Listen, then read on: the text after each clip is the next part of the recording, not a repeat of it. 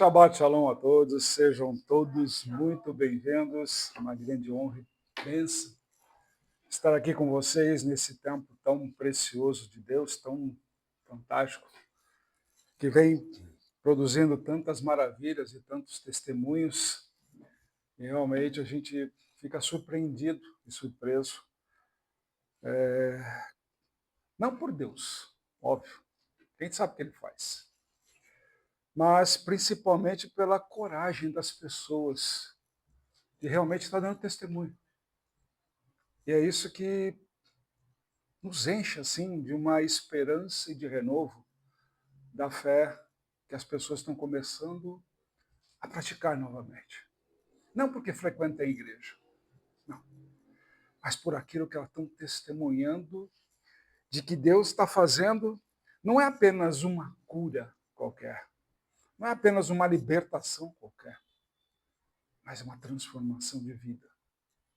Onde antes do milagre, tá bom, Deus curou. Simplesmente assim, que a gente escutava. Hoje não. Deus me tocou. O Senhor Jesus me tocou. É o que mais nós escutamos. Os últimos testemunhos têm sido assim. O Senhor me tocou. Estamos vendo pessoas aí que foram curadas até de câncer, de uma série de outras coisas mais, que de repente, pela medicina tradicional, seriam condenados a viver de quimioterapia e uma série de coisas, radioterapia, enfim, todas as situações que nós já conhecemos. E nisso a gente já está acostumado a ouvir das pessoas. Pessoas que passaram por cirurgia quando não precisava passar, mas a teimosia os levou a isso. E Deus vem mostrando grandes modificações e grandes situações. E aí nós estamos vendo esses testemunhos. Deus me tocou. E hoje vem num sistema que a gente vem trabalhando já há algum tempo, de acordo com a direção de Deus, de quebrar os paradigmas. Inclusive é o próprio lema do Casa de Deus. Quebrar os paradigmas da religiosidade. E aí nós vamos direto para o nosso ponto de hoje, da porção de hoje, que tem sob o título seguinte: quando o santo desorganiza o nosso controle. E nada melhor do que João 5,14, que diz o seguinte. E esta é, 1 João 5,14. E esta é a confiança que temos nele, que se pedirmos alguma coisa segundo a sua vontade, ele nos ouve. Ou seja, diferentemente de algumas religiões, alguns cultos que a gente presencia, tudo que pedires a Deus será atendido e tudo mais. E tem pessoa pedindo carro, casa, marido, mulher, vai pedindo uma bocado de coisa. Mas justamente quando a gente bate de frente com esse ensinamento bíblico que está em todas as Bíblias, 1 João 5,14, se estiver de acordo com ele. Você está de acordo com tudo aquilo que Jesus tem feito na sua vida? Ou você prefere escutar um mentiroso lá em cima no altar, pregando que você pode tudo? Só basta crer em Jesus. Mas esquece de um detalhe. Você tem que fazer. Não é só crer. Para você crer, você tem que provar que você creu. E para provar que você creu, você tem que ser imagem e semelhança de Jesus. Você é? Você tem sido realmente imagem e semelhança na vida de todas as pessoas que cruzam o seu caminho? Não é aquelas que você gosta. Qualquer pessoa. O caixa do supermercado, a pessoa que está na fila lá da bancada do mercado, por exemplo, que todo mundo fica reclamando, falando de um monte de coisa lá. Essa semana eu fiquei prestando um pouco mais de atenção nisso. Pessoas reclamando da vida, reclamando de uma série de coisas. Aí eu falei, você conhece Jesus? Eu falei assim, eu vou na igreja. Eu não perguntei nada disso. Só perguntei, você conhece Jesus?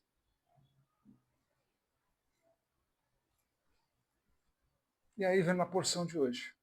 Shemini, o oitavo dia. Que vai de Levítico 9, 1 a 11, 47. Marcos capítulo 14. 2 Samuel 6, 1 a 7, 17. E livro de Atos, capítulo 10, de 9 a 22. Mas, apóstolo, o que tem tudo isso a ver com o que você está falando? Então, vamos entrar no ensinamento de hoje que o Senhor está nos passando. E foi muito divertido fazer essa pregação. Talvez uma das mais rápidas que eu já fiz até hoje. Voltando justamente das compras, voltando do dia a dia, do trânsito, enfim, de tudo. Eu dei muita risada. Diverti muito e falei assim, poxa, pai, por que a gente não pensa isso? Por que as pessoas não entendem isso? Por que as pessoas ouvem somente aquilo que interessa? Não ouve a verdade. Porque a verdade não está na boca do homem. A verdade sempre esteve, estará, está na boca de Deus. É a vontade dele. Afinal de contas, ele é o Criador, né? A partir do momento que qualquer figura passe a crer que Deus existe, então ele é o Criador. Então ele sabe muito bem a criatura que nós somos. E aí vem essa parábola de hoje. A casa do rei e o fogo controlado. Havia um homem que foi convidado para viver dentro do palácio de um grande rei. Esse rei era conhecido por duas coisas: seu amor e um fogo que ardia continuamente em seu salão.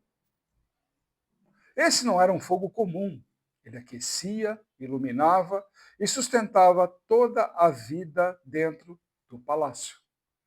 Mas havia uma condição: ninguém podia manipular o fogo. O homem entrou e no início ficou maravilhado.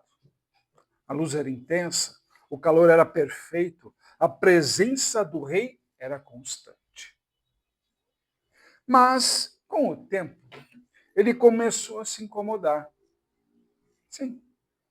O fogo era imprevisível.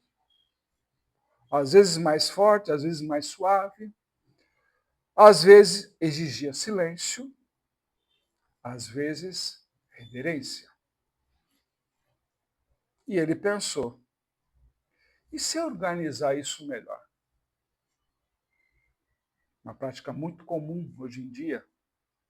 Todo mundo quer organizar melhor, reorganizar melhor a vida do outro, a casa do outro, quer fazer uma série de coisas. Mas percebeu que nós temos esse viés de querer sempre nos meter? Aí o homem começou a ajustar.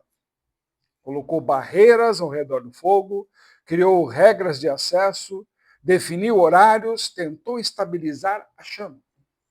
E por um tempo funcionou. O fogo ficou comportado, previsível, seguro. Mas algo mudou. A luz diminuiu. O calor enfraqueceu.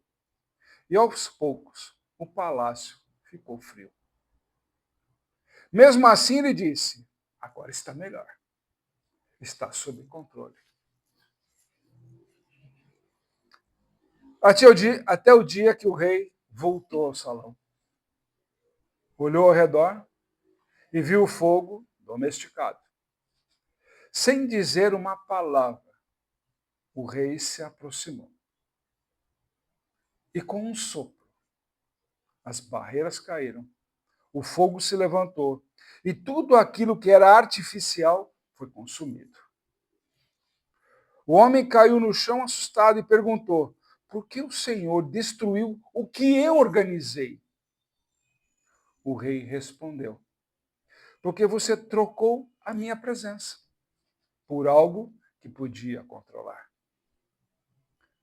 Hoje, muitos de nós fizemos exatamente isso. Não rejeitamos Deus, não abandonamos a fé, mas tentamos organizar o fogo, que ele desce. Não é quando está lá no culto, lá, não, que está descendo fogo nesse altar, aquela coisa toda, que nem muitas igrejas fazem. O pessoal do RTT, por exemplo, o pessoal faz isso, aquela coisa toda. Olha o fogo no altar, olha o fogo disso, aquele negócio. E aí o que nós estamos fazendo? Tentando organizar o fogo. Tornamos o sagrado previsível. Tornamos a presença de Deus administrável. Tornamos Deus seguro demais. E a pergunta é: o que acontece quando Deus vem, decide romper tudo aquilo que criamos para controlá-lo? Vocês perceberam que a pior coisa que existe é a religiosidade? Já perceberam isso? Ah, eu sou da igreja tal, da não sei o quê. Justamente aí que eu falei. Ali começou a nascer toda essa parábola e toda a pregação de hoje. Você conhece Jesus? Não, eu vou na igreja. Não me perguntei isso. Eu perguntei se você conhece Jesus. E você? Realmente conhece Jesus? Ou é aquele, oh, ele é bonzinho, ele é amor, ele é isso, ele é aquilo, e não sei o quê. Então você não conhece. Então você não conheceu Jesus de verdade. Você não conheceu. Você vive sob um dogma chamado religiosidade.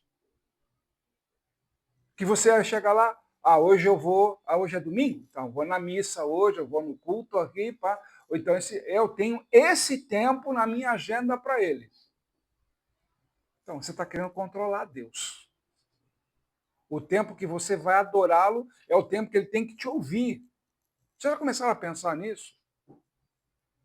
É só quando você vai na igreja é que você vai adorar Deus. Então, nesse exato momento, Deus tem que te ouvir. Porque é o tempo que você tem disponível para ele. É isso? Se chama religiosidade. Não tem outro nome para isso. E é como é feito hoje a doutrina.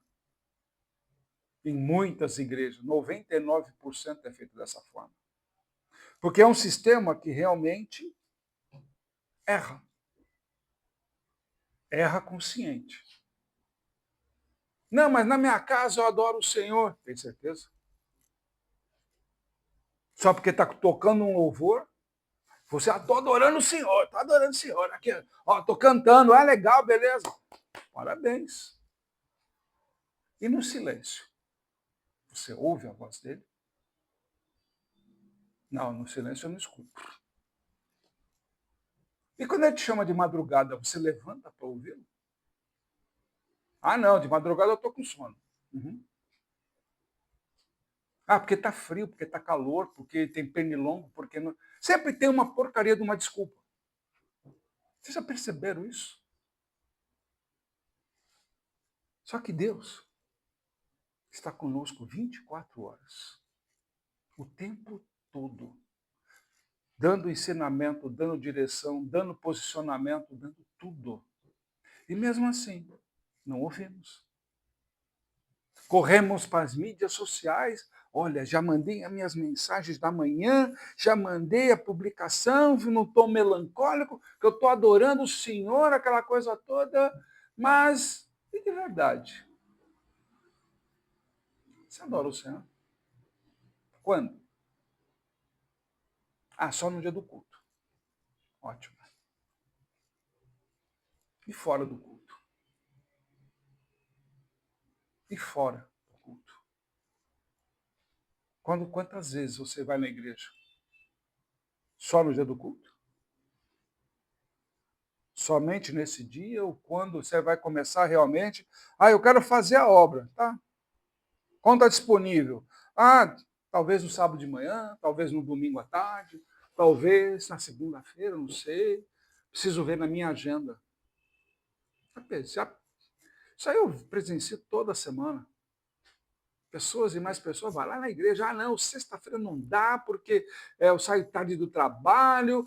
Não, porque sexta-feira, sextou, né? Eu tenho que ir lá com a galera lá tomar umas e outras, aquele negócio todo, tá bom. E quando você vai na igreja, então? Quando der. O que é isso? Religiosidade. É aquele Deus que você controla, de acordo com a sua agenda, de acordo com a sua vontade. Hoje eu estou. Vai ter a final do campeonato, eu vou assistir na televisão, mas é bem no horário do culto. Eu vou depois, em outro horário, ou semana que vem. Deus perdoa. Não é assim. Vamos ser sinceros. Quantas vezes já não passamos por isso e presenciamos isso? Pessoas que ficam aí na melancolia e tipo, poxa, acho que algo foi arrancado de mim quando eu fui lá no culto. Mas então, cadê Deus na sua vida? Então eu preciso ir naquele culto toda hora? Não, não precisa ir ao culto toda hora. Mas você precisa de Deus a todo momento. Então, por isso que nosso lema na Igreja Cajado de Deus, quando eu disse a nossa missão, Deus nos colocou uma mensagem muito forte. Quebrando os paradigmas da religiosidade para acessar a espiritualidade pragmática. E é isso que ele tem feito conosco, com todos aqueles nossos seguidores e aqueles que participam conosco desse tempo. É isso que ele quer. Ele quer quebrar a religiosidade. Ele quer quebrar esse culto comum. Se você vier aqui, Deus vai te abençoar, porque Jesus tem que cumprir aquilo que está escrito. Tá certo. Ele vai cumprir. Ele não é mentiroso. Não é homem para mentir. Eu tenho vários homens aí, mulheres da vida aí, aquele negócio todo, que prometeram carros, casas, dinheiro, uma pancada de coisa para nós aqui. Até hoje. Cadê? Pessoas que faziam parte, subiam até o pico com a gente, aquele negócio todo. Cadê? Cadê a participação? Cadeia efetiva. Não adianta querer, eu vou me aproximar, bora, que não sei o quê, que está ficando legal, está ficando ruim. Pessoal, se vier com religiosidade, Deus vai ter uma resposta bem atravessada para as suas intenções. Muito bem atravessada. Vai ser indigesto. Se aproxime do caso de Deus, assim como você se aproxima de Deus. Simplesmente isso. Deixe a sua religiosidade lá fora, no mundo, que é o lugar dela. Venha para adorar a Deus, de verdade. Aprender dele. Viver esse novo tempo que ele tem tanto dado para nós.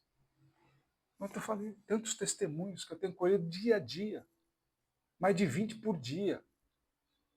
Sinal que eu estou trabalhando, continuo trabalhando na obra, continuo produzindo, continuo fazendo e acontecendo, e vem testemunho atrás de testemunho. Eu que estou fazendo? Não, ele. Senhor Jesus. Cada nome que é passado, vamos lá, põe na arca, faz todo o processo que ele nos ensina. Pronto. Chegou a graça. E aí? O que você vai fazer depois disso? Permanecer reclamando? Porque eu estou com a unha encravada, vai. Porque eu estou com a unha encravada. Que Jesus me abençoe, não sei o que. Você já recebeu uma bênção muito maior do que essa, de uma unha encravada. O que é uma unha encravada diante de um câncer? A gente não tem mais Esses parâmetros, porque está tão prostituído a religiosidade aí fora, que, sinceramente, as pessoas não têm mais parâmetro. Chamam Jesus por uma unha encravada, chamam Jesus porque minha conta bancária está negativa. Pô, que não gastasse. Se não tem, mas eu queria comprar aquele iPhone e se endividou inteiro. Aí não tem dinheiro para pagar o condomínio, não tem dinheiro para pagar o aluguel, não tem dinheiro para fazer as coisas. E aí? Nem comprar comida para a família. Mas o iPhone está aí. Você não sabe administrar a sua própria casa. Como você será competente para administrar a sua própria vida com Deus? Simples. Quando falta para você, é porque você cometeu erros. Você se afastou de Deus. Você quis fazer do seu jeito, como a maioria faz. Tem gente que fala aí, muito simples. Eu tenho a força de expulsar demônios da minha vida, da vida das pessoas, não sei o quê. Mal sabe ela que está mais dominada, acreditando que tem poder para isso. E fica carregando o demônio para cima e para baixo. Isso é fato. Eu vejo todo dia. Porque eu não olho pela pessoa, eu olho nos olhos da pessoa. E vejo. Por que você não expulsa? A pessoa não quer que seja expulsa. A pessoa prefere viver com a fantasia que o demônio coloca na cabeça dela. Quer que eu faça o quê? Eu pôr a mão lá, arrancar ele de lá, tá bom. E aí, o que ela vai fazer? Ela vai chamar de novo os demônios. Como a própria palavra mesmo diz. Expulsa, limpa a casa, deixa tudo em ordem e tal. Se não cuidar, o que acontece? Vem aquele mais 7. E aí? Eu vou ficar o quê? Fazendo uma luta constante? Se a pessoa não cuida da própria casa, não cuida de si própria, e só fica vivendo naquilo, no sonho mundano, e não na obra de Deus. Não se preocupa nem do tipo, olha, tem uma visita para fazer, vou levar ministros lá, vou levar não sei quem para fazer uma oração lá no hospital, lá na casa, lá não sei aonde, vou agitar, vou arrumar. Por quê? O demônio não deixa. O demônio não deixa. Porque quem não quer honrar o nome de Deus? O demônio. Simples. Por isso que ele não deixa as pessoas agirem. Fica tudo no reclama aqui, vai. Daqui a pouco vai abrir um telefone aí para Deus, reclame aqui.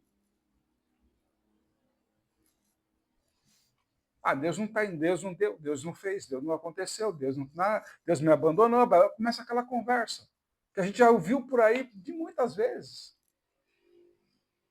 É assim que a gente vai caminhando, vai olhando e eu falo assim, ei, pai fala, presta atenção. Aí você começa a olhar, você vê, a pessoa está realmente dando ouvidos ao mal. E Deus abomina o mal. Porque a pessoa não suporta nem ouvir a voz de próprio Deus. E quanto mais de um pastor, de um ministro. Porque ela acha que sabe tudo. Que ela, por si só, expulsa, faz o que quer e como quer. É uma grande realidade porque é religiosidade, e não Deus. Existe algo em comum com todos esses textos introdutórios que nós falamos da porção Shemini, né? Existe algo em comum, que Deus se manifesta, e quando ele se manifesta, estruturas humanas entram em crise. Levítico, o fogo de Deus consome, mas também mata. Em Samuel, a presença de Deus traz alegria, também morte. Em Marcos, Jesus revela sua identidade, mas é rejeitado. Em Atos, Deus quebra categorias espirituais rígidas. E a pergunta da mensagem de hoje é: estamos preparados para um Deus que não cabe no nosso controle? Ou queremos controlar? Nadab e Abiú, todo mundo conhece essa história, dos filhos de Araão, foram lá acender o fogo. Ah, o fogo estranho, né? Ofereceram o fogo estranho. Todo mundo começa a falar, né? Estavam bêbados, estavam isso, estavam aquilo. Eu sempre defendi os dois de todas as formas. Defendi mesmo, defendo, até hoje. Só que existem formas e formas de você prestar serviços a Deus. E eles cometeram o pior dos erros. Eles não estavam rejeitando Deus, eles estavam tentando servi-lo do jeito deles. E é aí que a revelação vem forte para nós.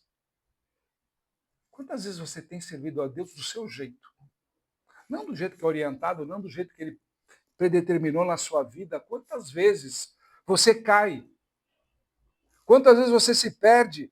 Porque quer fazer do seu jeito. Quantas vezes você é aconselhado? Quantas vezes você recebe toda a direção e mesmo assim você perde? Porque você quer fazer como Nadab e Abiú, do seu jeito. Você se torna um fogo estranho para Deus. Quando ele começa a rejeitar tudo aquilo que você faz. Isso que é o mais importante. É você ter essa consciência. Saber que realmente, tipo assim, mas eu estou fazendo para Deus. Do jeito que você quer. Quando você quer. Da forma que você determina. Não do jeito que ele determinou. E segundo Samuel 6, Uzá toca na arca para ajudar. Parece correto? Parece. Parece lógico? Sim. Parece necessário? Deus não precisa de ajuda fora da sua vontade. Já perceberam? Em todo momento na Bíblia nós temos várias referências, como tipo, eu quero ajudar, eu quero fazer, mas do jeito de Deus, ok? Não. Aí não. Aí eu fico cansado no meio do caminho, sabe? Eu preciso parar para tomar água, eu preciso de 1 hora de folga, aquela coisa toda. Cara, você já fica pouco tempo, ainda quer ficar menos. Você veio para servir ou para ser servido?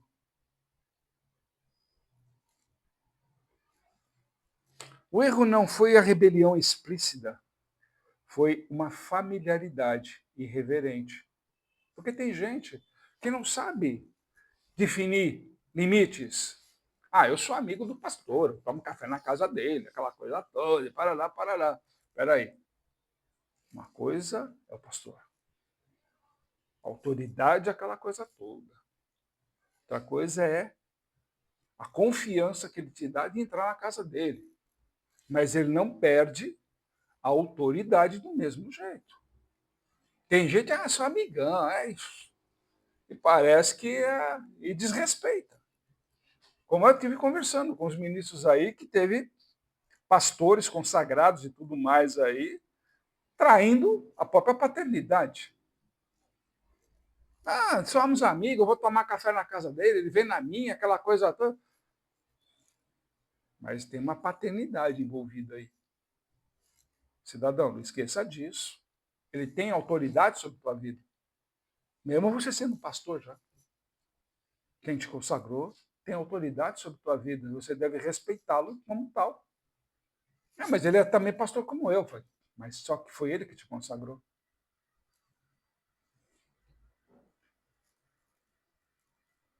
Hoje nós estamos acostumados a servir sem submissão. Isso é fato. Quantas vezes eu não vou no hospital lá e vejo igrejas entre si brigando. Quem atende mais leitos ou quem pega melhor, quem pega não sei o quê. Eu falo assim, isso é demônio, pô. Isso é demônio. O cara está preocupado em a religião e não em Deus, na vida das pessoas. Muitas vezes sou chamado pela própria diretoria do hospital para Dá um jeito lá, já que você é ministro, dá um jeito nessa molecagem que estão fazendo dentro do hospital. Antes que eu chame de segurança. Lá vou eu, com a minha carteirinha de capelão, dando uma carteirada na cabeça dos idiotas que vão lá, que são mandados pelas próprias igrejas. Ah, vou te processar. Tá, processa, tenta. Você tem essa carteirinha na mão? Não, não tem. Então cala a boca, mano. Não, mas já tem de ministro, não vale porcaria nenhuma. Só te dá acesso. Bem diferente de um capelão. Tem autoridade mais ainda acima de ministro. Dentro de um hospital, por exemplo, dentro de um presídio. Tem um reconhecimento muito maior. Nós temos hoje acostumados a aproximar sem temor. Hoje as pessoas chegam em Deus, tipo, e aí? Vai dar para dar bênção hoje? Só falta falar dessa forma. Daqui a pouco estão fazendo funk, né, na cruz, daqui a pouco, em cima disso. Agindo da mesma forma. Agir sem direção. Ou seja, você começa a fazer atos e algumas coisas e não tem a direção para fazer aquilo. Para que você vai se meter a besta? Não tem a direção. Ah, eu fiz porque eu quero, porque eu achei legal, porque nós estamos assim, em Cristo, nós estamos tudo em Cristo. Mas ele deu a direção para você fazer? Não. Então por que você fez? Ah, deu vontade. Hoje nós fazemos isso quando transformamos culto em performance. Tratamos a presença de Deus como algo automático. Vivemos uma fé sem temor e sem reverência. E aí a gente tem que fazer aquela famosa situação. E quando a presença de Deus não cabe na nossa expectativa, o que fazemos? Se a gente olhar como exemplo Davi. Davi tenta trazer a arca, uma falha. Depois ele entende algo, que a presença não se carrega do nosso jeito, mas do jeito de Deus. Mais tarde, em Samuel, 2 Samuel 7, Davi quer construir uma casa para Deus. E Deus responde: você quer me dar uma casa? Mas sou eu que estabeleço a sua.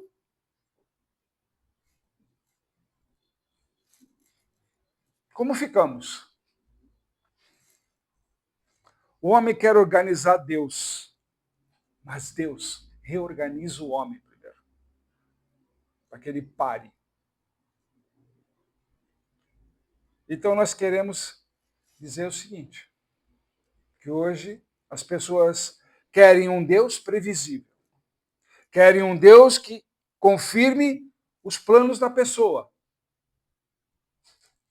Mas Deus está interessado em nos transformar muito mais do que de nos agradar. As pessoas não entendem isso. Por isso que esses cultos mentirosos, Deus vai fazer isso, vai fazer aquilo, aquilo outro. Tem Jesus? Tem. Tem Espírito Santo? Tem. Mas falam de Deus? Falam. Então, no altar, louvam, fazem uma série de coisas, e tudo isso não é válido? Sim, é válido. Sem problema nenhum. Agora a pergunta é, e as pessoas? Estão disponíveis e dispostas a seguir o que Deus determina? Ou é do jeito delas? Ah, porque eu tenho uma causa na justiça que não sei o quê, o Senhor vai me dar vitória e eu tenho certeza disso, aquele negócio todo. Aí passou 15 dias, veio o resultado, ele perdeu na justiça. Por quê? Porque é engano. Só que ele quer Deus fazendo o quê? Justiça a favor dela, não uma justiça divina. E quando Deus faz justiça divina, choramos. Porque mesmo a nossa verdade é a pior das mentiras. A nossa melhor verdade é a pior das mentiras. Imagina quando mentimos, então. A única verdade que existe é Deus. E é isso que nós não assumimos. Continuamos ainda errando nesse sentido. Se a gente olhar lá em Marcos 14, a mulher derramou perfume no Senhor. Todos acham o quê? Ato extravagante. Simplesmente isso. Quando Judas trai, é um cálculo frio, né? O cara vive 3 anos ali, o cara é frio, hein? Para vender o mestre. Os discípulos dormem no monte. Negligência espiritual. Pedro promete, mas falha. E Jesus foi o único que permanece fiel. Até hoje. Até quando você mente para ele. Eu vou dar um carro na igreja, eu vou dar. Tá bom. Não prometeu para o apóstolo, prometeu para ele. Qual é a maior mentira? E o mesmo padrão vai continuando. Quando Deus se manifesta plenamente, o homem revela seu coração. Isso é fato. Uns adoram sem reserva, outros criticam, outros traem, outros fogem. Esses, principalmente os que fogem, é tipo aqueles que vai uma vez por semana só na hora de culto. Só. Esses que fogem. E aí nós podemos concluir o seguinte, com Jesus lá no Getsemane. Não seja feita a minha vontade. Aqui está todo esse centro de nossa vida. Uma rendição absoluta. Uma rendição que realmente provoca, dentro dos mais religiosos, constrangimento, dor, desamparo, uma série de coisas. Assim como Pedro lá em Atos, capítulo 10. Pedro tem uma visão, animais impuros sendo declarados limpos. Ele resiste, todo mundo sabe disso. Mas o cara pode comer, agora não sei o quê. As pessoas levam para um lado errado do que pode comer. E não entenderam a mensagem. E ainda ficam aí, teve umas pessoas aí, uns teólogos meio bobos aí, tentaram lá, tá vendo? Deus permitiu que come carne de porco, come isso, come aquilo. Cara, vocês não entenderam a mensagem, né? Vocês têm certeza que vocês são teólogos? Ou estudam teologia? E ele resiste, Pedro, porque Deus estava rompendo as categorias que Pedro achava inegociáveis. Pedro não estava em pecado. Ele estava limitado por uma estrutura que Deus estava superando naquele momento. Ou seja, o maior obstáculo para o novo de Deus não é o pecado. É a mentalidade religiosa rígida.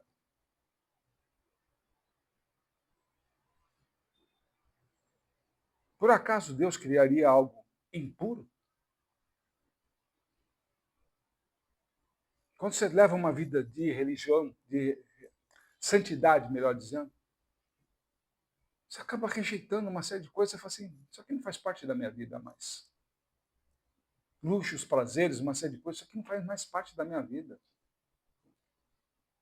Se Deus der, Deus. Se não der, não vai fazer falta. Porque o Deus sabe o que é melhor. Deus sabe, conhece o nosso caminho muito melhor do que nós mesmos. Tem nós mesmos para ir para um lugar, se não tiver um GPS, não tiver algo dando informação, você não vai. Você não chega no lugar, pô. Porque mesmo que você conheça, porque teve um trânsito, teve um acidente, tem que dar a volta, e me perdi inteiro. Mas Deus sabe onde você tem que chegar. Por que você não ouve? Deus pode estar falando algo nesse exato momento no seu coração. E você rejeitando, porque não encaixa. Talvez essa pregação hoje para você não encaixe. Mas é Deus falando. Deus pode estar movendo algo hoje e você resistindo porque foge do seu padrão. Todos os textos apontam para o mesmo eixo. Lá em Levítico, Deus é santo e não pode ser manipulado. Em Samuel, a presença exige o alinhamento com ele. Em Marcos, Jesus é o centro da rendição. Em Atos, Jesus rompe limites humanos. Religião é humana. A vontade do homem, não de Deus. Nunca foi. Deus não aceita aproximação superficial. Ou você cai para dentro ou esquece. Deus não é aquele Deus que tipo, eu vou servi-lo na hora que ele tem tempo para mim. Não é assim que funciona. Deus não cabe nas estruturas humanas. Deus exige rendição total. Deus redefine quem somos. Você está servindo a Deus ou tentando controlá-lo? Você tem presença ou só estrutura religiosa? Você está rendido ou apenas se envolvendo?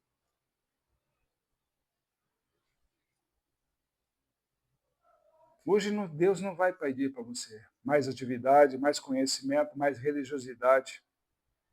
O que Ele está te pedindo hoje é uma rendição real e total ao Cristo vivo. O mesmo fogo que consome o altar é o mesmo que consegue consumir teu orgulho.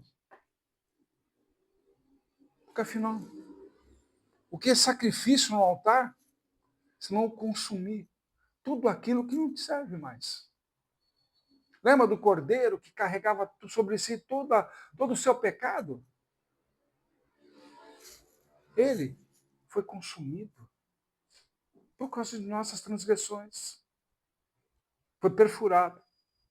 Foi maltratado por causa das nossas transgressões. Você acha que o teu orgulho não se queima no altar? Basta você colocar. Mas você tem que abrir mão dele. Está disposto? A mesma presença que abençoa, ele também vai te confrontar. Tenha certeza disso. Como a gente escutou muitos aí testemunhos que a pessoa foi curada do câncer. Coisa que, tipo assim, nem a medicina conseguiu explicar até agora. Relatos dos próprios médicos. Só que a pessoa não reconhece isso, essa obra de Deus. Não reconhece. Tipo, Deus fez porque tinha que fazer, ele é Deus. Assim. Fala, não, é a oportunidade que você tem de transformar, entender. Quem é ele? Quem é Deus? Ele é capaz de te tirar o câncer, mas também é capaz de fazer voltar. Por vingança? Não. Não. Muito pelo contrário, Deus não é de vingança. É simplesmente tipo assim, já que você não me aceita, não aceita as minhas bênçãos, então siga o caminho da maldição. Não é assim? Tente a sua própria sorte da próxima vez. Quando clamar a mim, ou envolver pessoas que clamem a mim, intercedendo pela sua vida. Rendam-se. E o mesmo Cristo que salva, ele exige o seu tudo. Você está pronto? Nesse exato momento? Para estar em comunhão com o Senhor Jesus?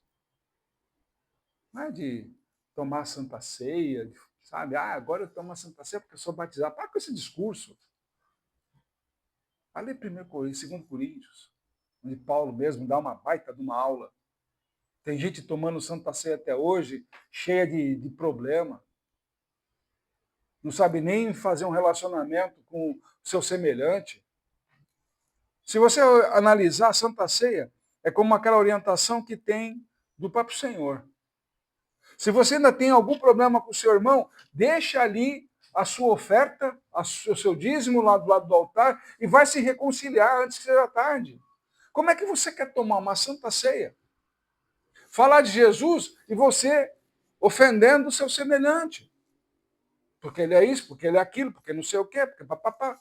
E você toma a Santa Ceia, como se também é a Santa Ceia, porque agora eu sou batizado. Isso é religião, não é santidade. Você está comprometendo o próprio Paulo mesmo fala, você está caindo você mesmo em condenação, você mesmo está se autocondenando, dizendo para Jesus, eu sou um condenado. Ah, mas o sangue de Jesus tem poder e me liberta. Já limpou. Se você perdeu a unção, como você pode querer de volta aquilo que você já bebeu? A própria palavra me ensina dessa forma. Aquele que já experimentou o Espírito Santo na sua vida e o abandona, quero de volta agora? Como é possível? Apenas nascendo de novo. E você está pronto para isso? Essa noite o Senhor está te convidando. Venha nascer de novo. Venha transformar a sua vida.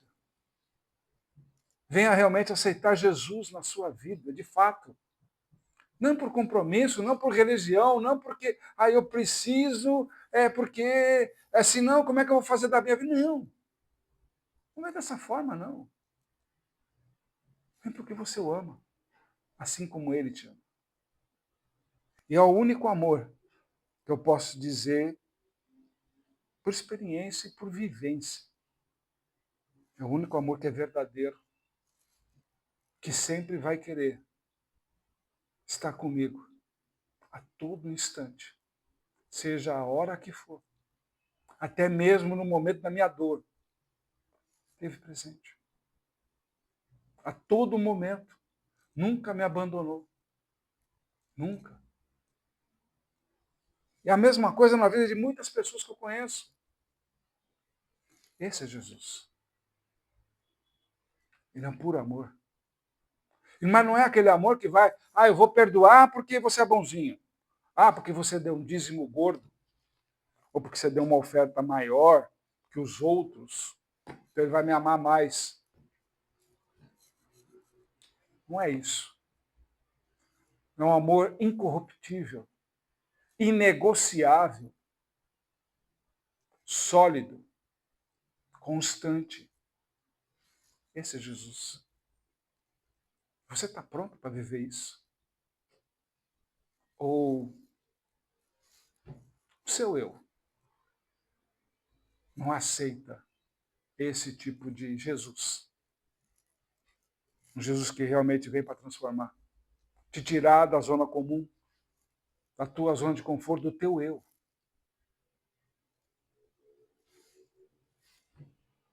Está pronto para perder o mundo e ganhar o reino? Olhe para Jesus. Que o Senhor te abençoe e te guarde. Que faça resplandecer o seu rosto sobre ti e te agracie. Tenha o Senhor misericórdia de ti e ponha em ti a paz. Que o Senhor nessa noite venha a te tocar. Venha a resplandecer realmente a sua face sobre a tua vida. Que você entenda que não estamos aqui como uma igreja para puxar a orelha, nada disso. Mas para falar de Jesus, do amor dele, de quanto ele te ama, de quanto ele deseja conviver esse tempo contigo. Que você o conheça de verdade. Que você aprenda a amá-lo como ele é, e não como você sonha. Venha. Se permita ser tocado, se permita ser transformado. Use essa noite ou esse dia, não sei a hora que você estiver assistindo esse vídeo, dobre os seus joelhos. Agradeça, em primeiro lugar, a Jesus por tudo que você tem. Mesmo que seja pouco, agradeça. Se tiver muito, agradeça a abundância. Mas agradeça. E veja o quanto ele vai fazer na sua vida. Se comprometa com ele. Não é com o apóstolo que está se comprometendo, não. Só apenas a figura aqui que está trazendo a palavra para você. Foi essa palavra que ele escolheu para essa noite, para tocar na sua vida. Quem sabe até na vida da sua família, na vida dos seus amigos, ou até mesmo dos seus inimigos. A única coisa que ele quer é ter a permissão de te amar. Não do jeito que você quer, mas de um amor que constrói, um amor que te edifica, um amor que te transforma, um amor que realmente te traz realizações. Não do que o mundo te dá, mas do que ele irá prover para a tua vida. Muito mais do que você conseguiu até hoje. Se renda. Se renda a ele nessa noite. Aceite o batismo. Não apenas do Espírito Santo na sua vida, mas o batismo da água, como deve ser. Amando e respeitando, adorando ao Senhor o tempo inteiro, como Ele quer ficar com você 24 horas todos os dias, sem feriado, sem folga, sem nada. Ele simplesmente quer viver uma vida junto contigo. Permita isso, em nome de Jesus. Amém.